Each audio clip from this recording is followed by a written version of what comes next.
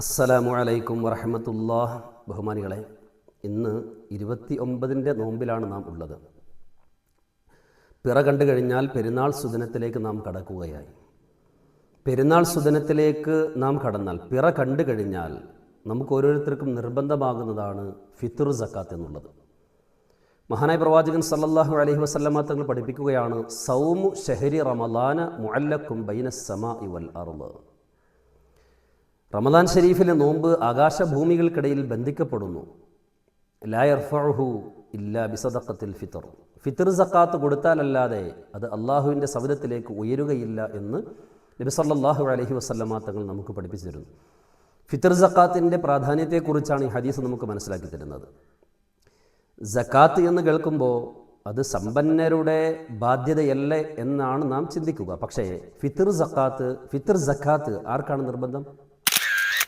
തനിക്കും തൻ്റെ ആശ്രിതർക്കുമുള്ള ഭക്ഷണം, വസ്ത്രം, പാർപ്പിടം, ഇതിൽ കഴിഞ്ഞ് മിച്ചമുള്ളവർ ആരൊക്കെയുണ്ടോ അവർക്കൊക്കെ ഫിത്ർ സക്കാത്ത് കൊടുക്കൽ നിർബന്ധമാണ്.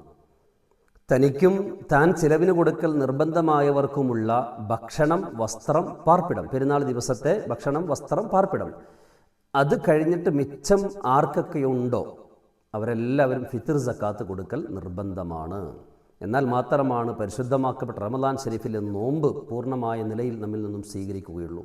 നമ്മുടെ നോമ്പിൽ വന്നേക്കുന്ന വീഴ്ചകളൊക്കെ പരിഹരിക്കാൻ പറ്റുന്ന അമല് കൂടിയാണ് ഫിത്ർ സക്കാത്ത് എന്നുള്ളത്. ബഹുമാനികളെ, ഇനി ഫിത്ർ സക്കാത്ത് നിർബന്ധമാകുന്നത് ആർക്കാണ്?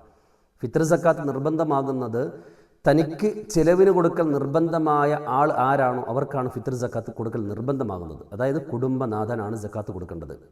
അപ്പോൾ തനിക്ക് ചിലവിന് കൊടുക്കൽ നിർബന്ധമായവർ ആരൊക്കെ തൻ്റെ കീഴിലുണ്ടോ അവരുടെയൊക്കെ പേരിൽ ഇയാൾ സക്കാത്ത് കൊടുത്തിരിക്കണം. ഭാര്യ, സന്താനങ്ങൾ, വേലക്കാരുണ്ടെങ്കിൽ അവർ പിറ കാണുന്ന സമയത്ത്, പിറ കാണുന്നതിന് തൊട്ട് മുമ്പോ അല്ലെങ്കിൽ പിറ കാണുന്ന സമയത്തോ പ്രസവിക്കപ്പെട്ട കുഞ്ഞുങ്ങളുണ്ടെങ്കിൽ അവർക്കും സക്കാത്ത് കൊടുക്കൽ നിർബന്ധമാണ്. പിറ കണ്ടതിന് ശേഷം ആരെങ്കിലും മരണപ്പെട്ടിട്ടുണ്ട് എങ്കിൽ അവർക്ക് വേണ്ടിയും ഫിത്ർ സക്കാത്ത് കൊടുക്കൽ നിർബന്ധമാണ്. പിറ കാണുന്നതിന് മുമ്പ് മരണപ്പെട്ടവർക്ക് വേണ്ടി അല്ല, പിറ കണ്ടതിന് ശേഷം ആരെങ്കിലും മരണപ്പെട്ടിട്ടുണ്ടെങ്കിൽ അവരുടെ പേരിലും ഫിത്ർ സക്കാത്ത് കൊടുക്കൽ നിർബന്ധമാണ്. സക്കാത്ത് കൊടുക്കേണ്ടത് എന്താണ്? നമ്മുടെ നാട്ടിലുള്ള സാധാരണ ഭക്ഷണം, നമ്മളിപ്പോൾ അരിയാണല്ലോ കൊടുക്കുന്നത്, അതിൻ്റെ അളവ് സൂക്ഷ്മതയ്ക്ക് വേണ്ടി ഒരു 2,800, 3 കിലോ കൊടുത്താൽ പൂർണ്ണതയായി, 2,800 കൊടുത്താൽ സൂക്ഷ്മതയായി. കാരണം സ്വാ എന്നാണ് നമ്മൾക്ക് പഠിപ്പിക്കപ്പെട്ടിട്ടുള്ളത്. അതൊരു അളവാണ്. ഒരു സ്വാ എന്ന് പറഞ്ഞാൽ അളവാണ്. തൂക്കത്തിലേക്ക് വരുമ്പോൾ പല വ്യത്യാസങ്ങളും കാണാറുണ്ട്. സൂക്ഷ്മതയിൽ പറയുന്നത് 2,800 ആണ്. ഇനി 3 കിലോ കൊടുത്താൽ അത് റാഹത്തായി. ഇങ്ങനെയാണ് ഫിത്ർ സക്കാത്തിനെ കുറിച്ച് പഠിപ്പിക്കപ്പെട്ടിട്ടുള്ളത്.